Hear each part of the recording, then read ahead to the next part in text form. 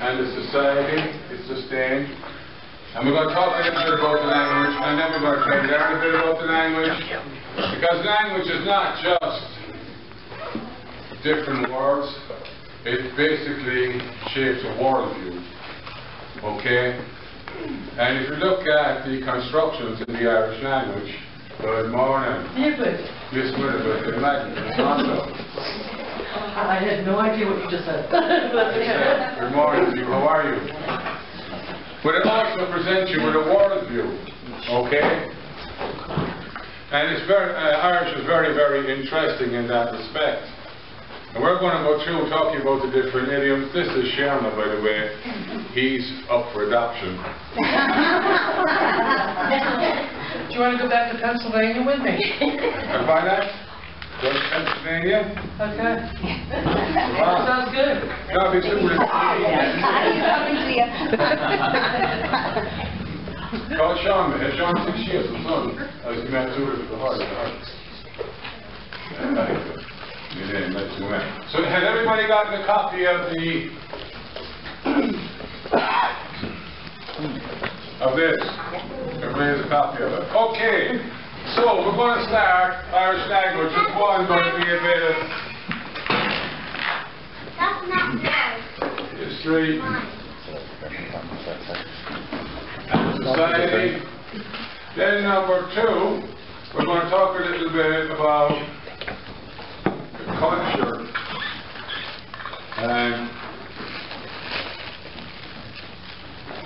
philosophy. Okay, dealing with the literature, and then we're going to do some language. Does that all make good sense? Mm-hmm. Yeah.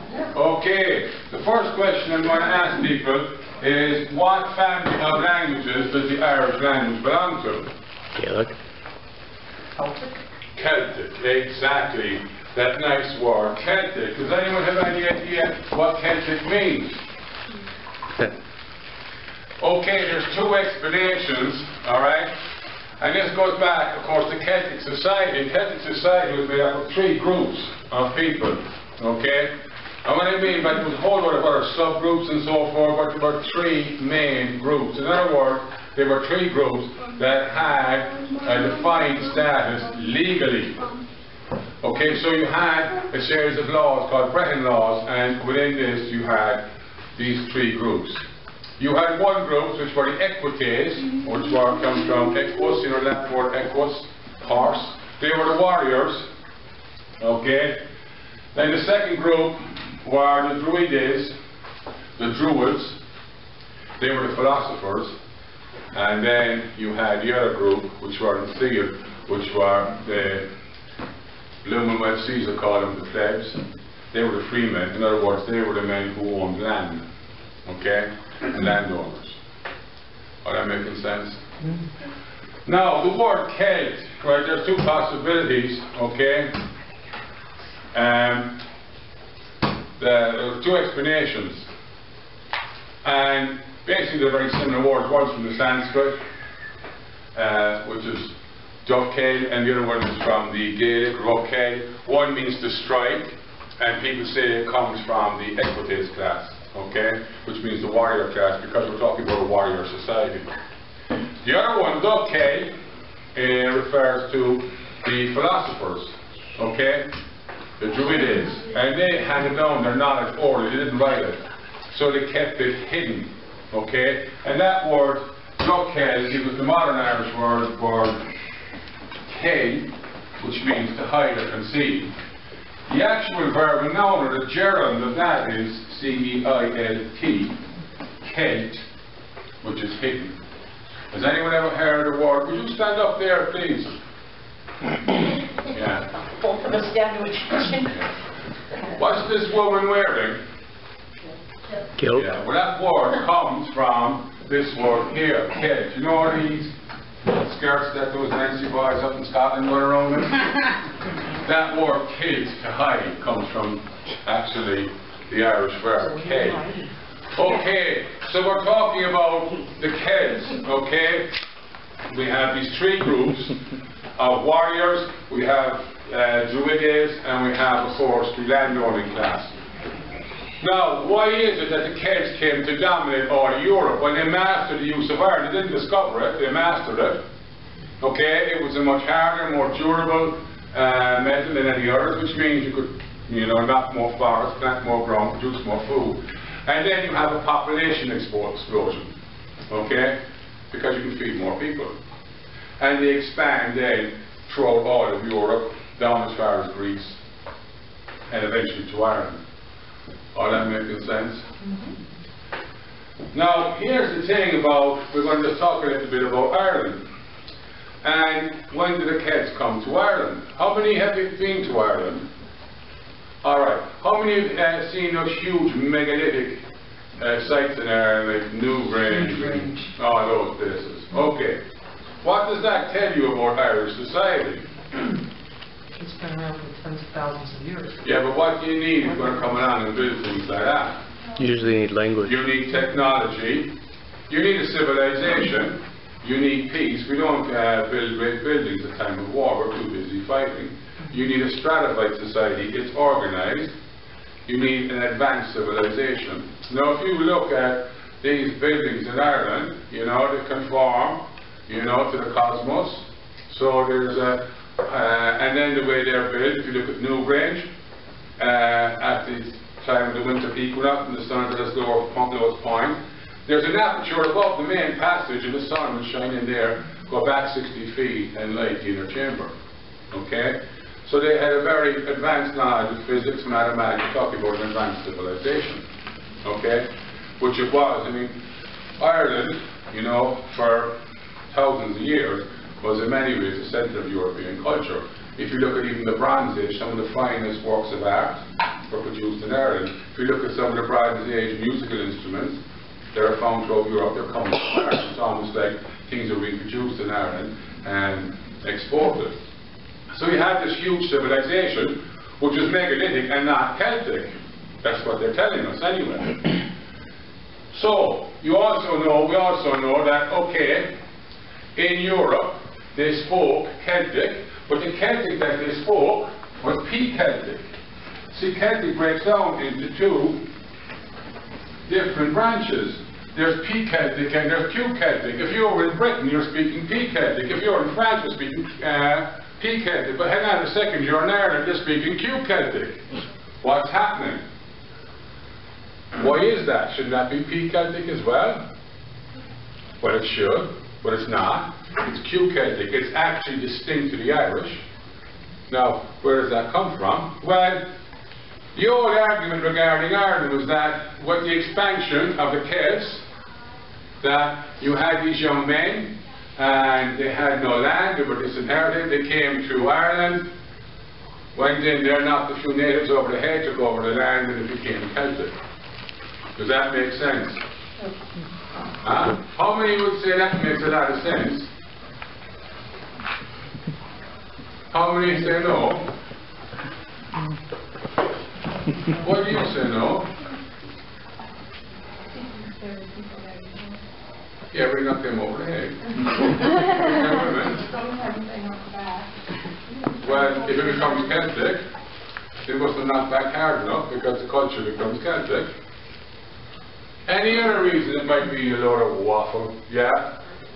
Well, is it possible that when they went to Ireland, that much like when we came to America with the Native Americans, we assimilated with their language, the language of the people in Ireland, and that's why it became Q-Celtic? Yes, no, maybe? Possible. Okay. Yeah? There was also at the, I'm not sure if it was earlier or later, but there was a massive trade between the Isles with their bronze all the way down into the Phoenicians, because we find Phoenician wine barrels up in Ireland and in Daneland and all that from back and forth, and we find Irish copper all the way down. So, that's an answer to my question. Well, the idea that you have a mixture of languages. It's kind of like how... It's the whole thing, because language is the issue here, but the argument has been that you had young men go in, large numbers of them, take over the country, and it becomes Celtic. That was the argument. They were displaced. Europe was overpopulated. There was no land for them, there was no future for them. They had, like many young men, to emigrate. But this time, what they did is they hopped into their boats, headed to Ireland. I would say, that part I wasn't so much fighting with, but you were saying because it was P-Celtic instead, or Q-Celtic instead of P-Celtic. Yeah. Maybe it was because Ireland's a lot closer to Phoenicia than the others, so maybe it was a mix of language change between trading with the Phoenicians and that area. And It just didn't Okay. change as much as the others. What's the problem with having men go take over a place on their own? What happens if they're going to end up staying there? well, they usually need women. Okay, what language do women normally speak? Logic. And they don't speak the language of their parents. If you're in Ireland, okay, you come over, you're going to marry a woman over there who speaks the language of those that were there before they came to Ireland, came before them, okay? What language do kids learn? Language. Language of the mother is the mother tongue. So if they're in the island they're speaking P-Celtic or some other language, it's not possible that a bunch of young men coming in there taking over would then end up turning the island into a Celtic-speaking island. It's not possible that the kids will learn the language of the mother. Does that make any sense? They brought their women with them. No, we're talking. Okay. So, it wasn't an invasion, it's a colonization that takes place in Ireland, okay? Well, hang on a second, I just told you that Ireland was a very civilized country. It had to have a large population to build all these great monuments that it has. Where do they go? Are they just going to come along and allow these people to come in and colonize? No. So, the thing is, the island must not have had a large population any longer when the Celts first came into the island, the Celtic speaking Celts. And we know that to be a fact because dendrochronologists have looked at the history of Ireland as a 20-year period where there's absolutely little or no growth, which means you have famine. Does that make any sense? Yeah. Which means you had a huge amount of the population. So what happens is that it's really with the expansion of the Roman Empire that the colonization of Ireland takes place. They're being pushed out of Spain and moving north. Some of them are being landing in France and are being subsumed into the P-Celtic populations there. Others are landing in Ireland. They're Q-Celtic speaking. Is that all making sense? Yeah. So by 100 AD, the whole country is basically Q-Celtic, they're Spanish. They're from Spain. Now, this is also what the Celts themselves tell us. They have an origin myth. And that origin, we'll talk about it later, it's called the Book of Gawala and the Book of Invasions, and they tell you that they come from Spain. Does that make any sense? Mm-hmm. Alrighty, now, This one's Celtic. we're going to get on to that literature. So we're going to go through this very, very quickly. Does anyone have any questions? So now you have this Celtic society, and this Celtic society that settles in Ireland, okay? Basically the whole country has become a Celtic country by about 150 AD. Alright? So, what do we know about them? Well, we know certain things with regard to them, and we need to talk about their culture, so we need to talk about what they believe in.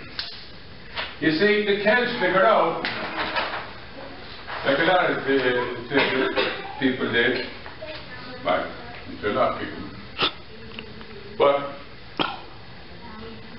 what I'm going to talk about, they believed in the immortality of the soul. Okay? You were made up of body and soul. Now, everybody probably knows, understands that today, you know. But what they basically said is, look, I can feel. I can feel love. I can feel anger. I can feel all these emotions. I can reason. I can imagine.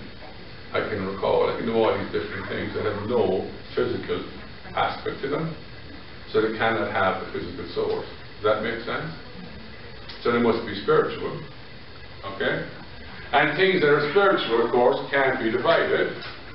Okay? Which means it can't be divided. It can't be destroyed. Is that all making sense? Mm-hmm. So therefore, when death comes along, okay, the soul leaves the body. And it's interesting in the Irish language, the Irish word for life, one of them is anum, which is soul, gives life to the body. So they believe that. They believe the soul came from a different origin and it was seeking a different destination. Well, what was that? Well, the thing was that what the soul saw was this.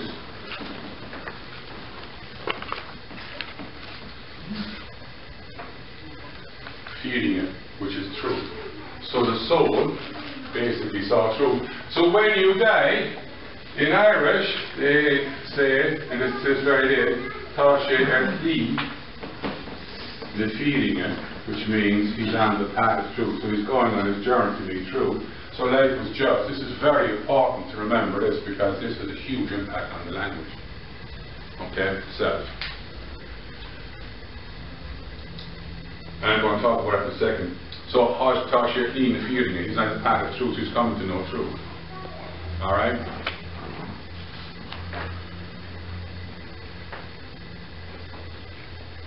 How many are familiar with the term logos? Alright. So, you know, how many are familiar with the Gospels? Okay. So, we're talking about logos. What do we mean by logos? What does logos mean? Word. Word. Splendid. I like that. Word. What does that mean? The Greeks come up with the term logos. There is only one other language that has come up with an equivalent. That's Irish. What does word mean? Okay, let me explain. Alright, we're talking about the Gospels. Here are the 4 Gospels. And the Gospel of St. John is the one that deals with the philosophy. How does that come about? St. Paul goes to the Greeks and he tries to convert the Greeks. Okay? And he's there talking like a Jew. And he's talking about basically his father, his grandfather, his ethnicity and his genealogy and all that. The Greeks are sitting down and saying, oh, that's great. We don't give a hoot who your father is, who your grandfather is, or where you came from. We're philosophers. You know, we think in different terms. We think about logos, and logos is the principle, the universal principle that gives meaning to all things. Is that making sense? Gives life and meaning to all things. So St. John comes up with the Gospel of St. John, which is basically to help St. Paul to speak to the Greeks in their language, which brings about the conversion of the Greeks. Is all that making sense? Yeah. Now, this comes into every language, and you come up with the word, like we have in English, good morning. Good morning. What in the name of blazes does that mean? Anybody? No one has any idea. No, Let's look at the word in Irish. Yeah? I didn't quite hear the question. Sorry, there was noise I happening. said, if you look at the opening lines of St. John's Gospel, they can't quote them now. The word was with God, the word is God. What does the word mean? Well, we know it refers to, what does it mean? Truth. Yeah, but I mean, we know it as referring to Jesus, you know? But who was Jesus then? Look at what it says in Irish. I'm going to put down a word here. How many have heard the word boher? It's road. It's road, but it means more than that. It means that which gives access to or for the cow.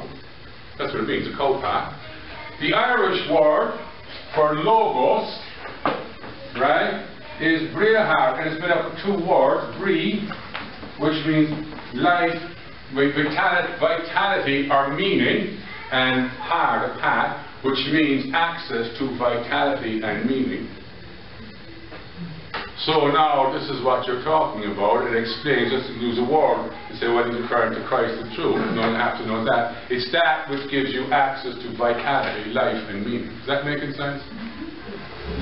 What's interesting is that Irish is the only other language that came up with a word for logos to explain that. Everyone else has different words that really you need to get a hold of. But this is explanatory. Okay, we're kind of moving on here. So, what we're talking about is this whole need anyway, this belief in truth, finding truth, and this leads then to the coming of Christianity to Ireland. Is all that making sense? Yeah. Now, it's important to remember when we talk about the immortality of the soul, why this is important. Let me explain that before I go on, because when I go on to the literature, then go on to the language. Well, if we're talking about life being a journey, and if we talk about it not being permanent or anything like that this is only part of a whole journey, this affects the language, okay? And the way things are seen in language. For example, to have, there's no verb in Irish, to have. There's no possessive pronoun, mine. So if I were to say I have to say to and egg, it's by me, or if I own, it's is and le, it's with me. Well, what does that mean? That means, when it comes to things like land, if you look at the Brehon laws, a chieftain does not own the land in our sense of owning it. It's mine. You have custody of it. You cannot alienate it, mortgage it, sell it. It's not yours. You have custody, which means your concept of land and land ownership is custodial. So if you ever go back to Ireland, why all these artifacts and things have remained for so long, there's your answer. You have custody of it. Let's look at other stuff, right? You now have to come along, okay, when I was talking about the soul, immortality of soul, coming to know truth, okay? So, they also saw access to truth as being based in reason. Oh, by the way, let's go on with this other point. It's the same with contracts. If I enter a contract, the contract is only valid for my lifetime. It does not pass down to the next generation. I mean, a great example of that was Shane O'Neill, when Shane O'Neill rejected surrender and grant, his father. So Henry VIII is trying to confiscate land in Ireland. He has two groups in there. He has the old Norman lords, and they have received their titles from him. So he has legal right to withdraw that title. But then there's the other land that's owned by the Gaelic chieftains under Brehon law. He can't do that, not legally. So what he does, he comes up with a policy called surrender and grant. You give me your land, I'll grant it back to you, I'll give you the title, which means then legally he can appropriate the land. He was in a very, very sticky situation. This was the Reformation, okay? So you have to be very, very careful. I mean, he was stealing land as it was. So, but he did not want to alienate or unite the Gaelic chieftains and the Norman North back in Ireland. So Con Bacop O'Neill, chief of the O'Neills, went down and he accepted the terms of surrender and grant. When his son takes over, Shane O'Neill, he rejects it. He cites Brehon law. Under Brehon law, I am not obligated under the terms of any contract entered into by my father that ain't at his day. Is that making sense? Yeah. Awesome. So you have this whole thing. This. Now, here you are, you're believing in the soul has come to know truth. So when you die, you go on to a next level, okay?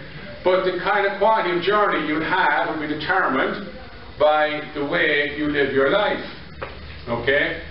In other words, you live your life in a kind of according to certain standards, all right? And what that means is basically living a moral life. Is that making sense? What do we mean by morality? Morality, okay, so they talked about the soul. Has anyone ever read Plato's Dialogue with Phaedrus? Yes, I believe so. Okay, his description of the soul comports with that of the old Druids. So your soul is made up of three things. You've got will, you've got reason. Hey, I thought they were young. And you've got passions, alright? So he presents you with this image of a chariot, horses, and the chariot here. The horses are your passions. The chariot here is the reason, and the reins are the will. What happens if the horses take control? Mayhem. Mayhem, yes. What happens if the chariot here takes control? You get to your destination, so reason must control the passions. That make reason, that make sense? It's practical reason, the subordination of your passions or desire to reason. That's the essence of morality. This is what they talk about, it's called practical reason. This is what the Celts believe in as well. Is all that making sense?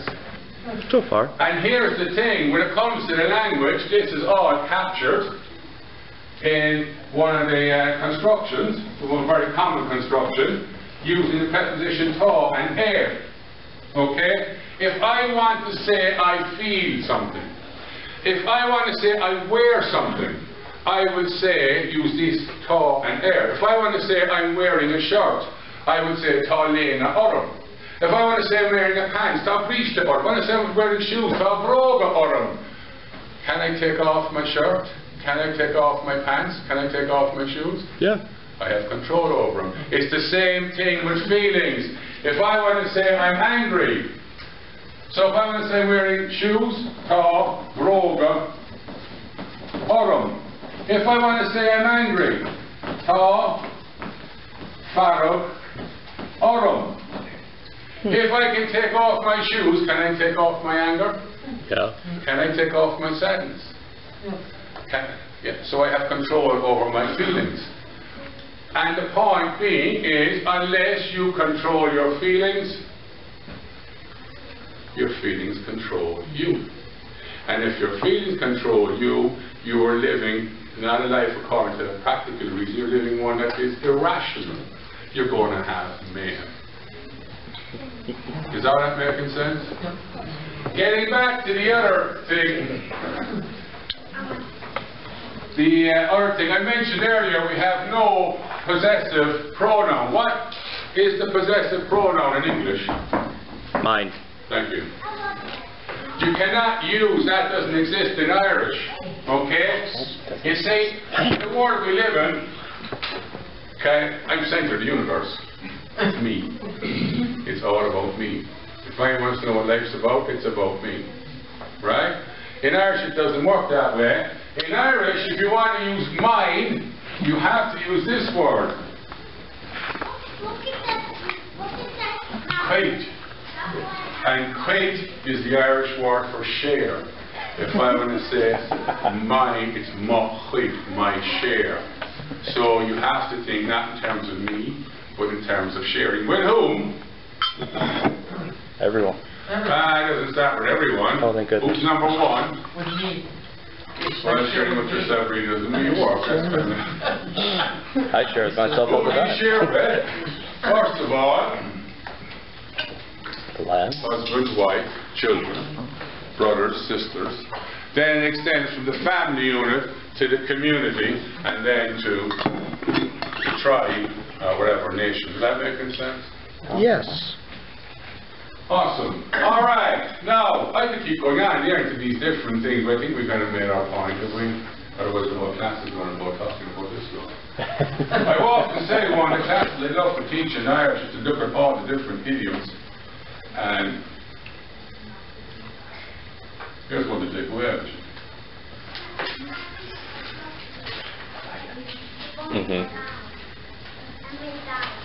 Yeah. Because I ended up fucking talking for 20 minutes ago. All right. So now we have the society. We know they're philosophers. Christianity comes to Ireland. How many have heard of St. Patrick? Who were the snakes? Huh? He drove them away. What, the women? No, they loved the women. Sorry, what was that? Who were the snakes? Pagans. Well, there weren't any pagans. No. That's the problem. Irish was pretty... So here we have this Celtic society made up of these philosophers. As you pointed out, they're trading left, right and centre. But not just trading things, they're trading ideas. They're getting books and they're getting interaction with different merchants that are Christian and so on. Of course, they encountered Christ. But their whole thing was true. Well, who's Christ? How does he describe himself?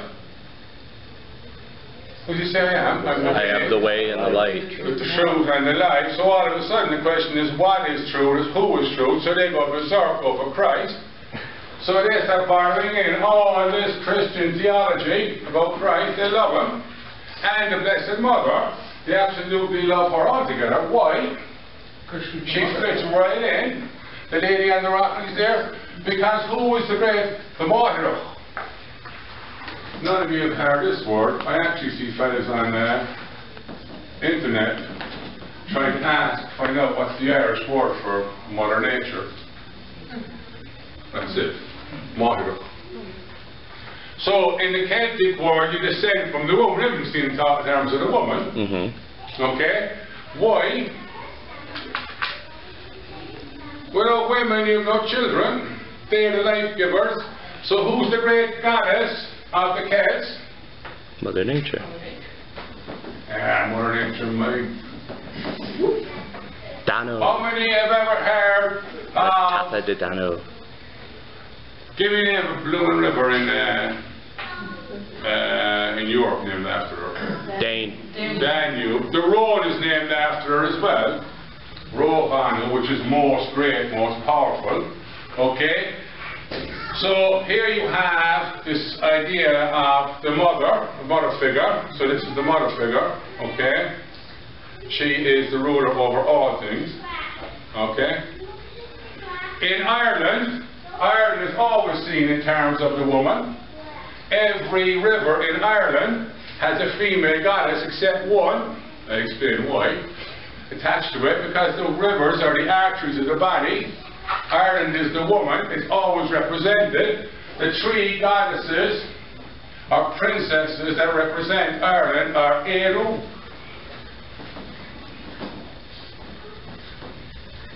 Fowla. How many have heard that name, Fowla? And Bonbo. Okay?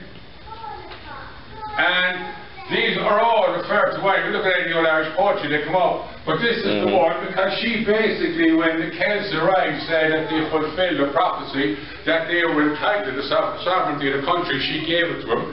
And in return, they named the island after her. So the Irish word for Ireland is Ada. How do we end up calling it Ireland? How many here are Norwegian or have a Norwegian? Every Irish person has some Norwegian in them. We're Danish mostly. I presume, and some up there, that cold, godforsaken place. Norway, Denmark, Sweden, whatever. Yeah, well, these boys who were linguistically challenged and still are, let me add, decided that this had land to it. And that's where we get Ireland, Ireland. Well, we like adding land to things. That's both. How do you think we're colonized? So now you have this mother figure that's there. So when you have the commune Christianity, this is unbelievable, here comes true. And then who was Mary? What is she queen of? She's the queen of heaven and earth. She has complete and total authority over everything in heaven and earth. Okay. How many here are Catholic? Anybody Catholic? I should know this. Awesome. Okay. I do know this. Go home and get that catechism. Gosh darn it. Mrs. O'Leary was here. What she used to do with us is that she would send the boys who weren't exactly hitting the high notes in the catechism class. She'd send us over to the girls' school, over to a friend of ours who put ribbons in your hair. And believe you me, after one experience of that, you went home and you opened the catechism and you kept it open. The first thing in the morning you looked at, the catechism. And so forth. So she's the queen of heaven, queen of earth. She's authority over all things. She's basically fulfilling God's promise that Adam was supposed to fulfill. Okay? She's control over Satan, control over the devil, the whole blooming lot, you know. So she now comes in as this figure that fits, so all of a sudden Christianity is fitting into this beautiful Celtic paradigm. The problem is that these Druids, you see, they're very ascetic, they believe and live this very strict life, you know, setting very high standards. If any of you ever read about the road of St. Columba, or St. Columbanus, it was too hard for most Europeans. The Irish could do it. But most Europeans couldn't, because they were coming from that bad tradition that unless there's a lot of pain, we are not signing up for it. Okay?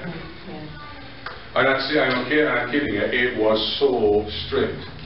Any Europeans that came into the monastery with the rule of St. Columbanus, practically nearly all of them failed death. Okay? They didn't have the background. Alright, So this all comes into Ireland, and out of all of this, there comes together a meeting of both Christianity and the Druidic belief system, and eventually that culminates in what is called Pelagian heresy. How many have heard of Pelagian heresy? Okay, so Pelagius was basically a big fat Irish monk. They call him Scoresby, he was Irish. And he tried to put this belief into us, kind of a certain systemic order, you know. And basically what he said, there was no such thing as Baal as original sin, and Christ was only came to teach and lead by example. So if you have no original sin, then you have no sin. But then how do you conform to the image and likeness of God? But what is God like? If that's the case, it made no sense. Anyway, what happens is Pope Celestine decides that this has to be dealt with. He calls a synod, called the Synod of Troy. You have two bishops that are put in charge of it, and their job was to basically stamp out Pelagian heresy. Okay? The first guy they have is St. Pelagius. He lasts 12 months and he dies. Then they send a second guy, and that's Patrick. And we know St. Patrick, where's he from, by the way? Well, he was a slave. He was a slave in Ireland, I believe, Wales, some say Scotland. It's somewhere along the coast. It was Romanized though, and he was Christian. There's also the Irish traditional belief that his sister was also taken. Because under Irish present law, you had to release a slave after 7 years. You couldn't, there was no such thing as permanent slavery. So you could actually hold on to a slave for 7 years, then you have to release him. Okay. Unless you married him. So this is what happened. The slave owner tried to marry him to a number of women. And it was there he encountered his sister, who was a young child, had had an accident, had cut herself so severe she was going to die. It was actually through the intercession of St. Patrick as a young boy. That's what the story goes, that she was healed. But she had this scar anyway, above on the top of her head. He recognized it. And he spoke to her. And then, anyway, he's the guy then that goes, he has been in Ireland, he speaks the language, he knows the religion and so forth, and he is studying for priesthood. And he is then chosen by St. Germanus to come to Ireland. And in Ireland, he gets the name Patrick, not his name, Patricius is his name. But the Pope gives him the name Pater, Pater Civitas, Father of the people. And he comes to Ireland then to the Irish who believe in Christ, so they're Christians, except they're adherents of the Pelagian heresy. He comes to Ireland, and of course, it's so similar. Ireland has no red markers. This was a huge embarrassment up to the time of the Reformation. Ireland had one red marker. Do you believe that? It was absolutely disgraceful, you know? A huge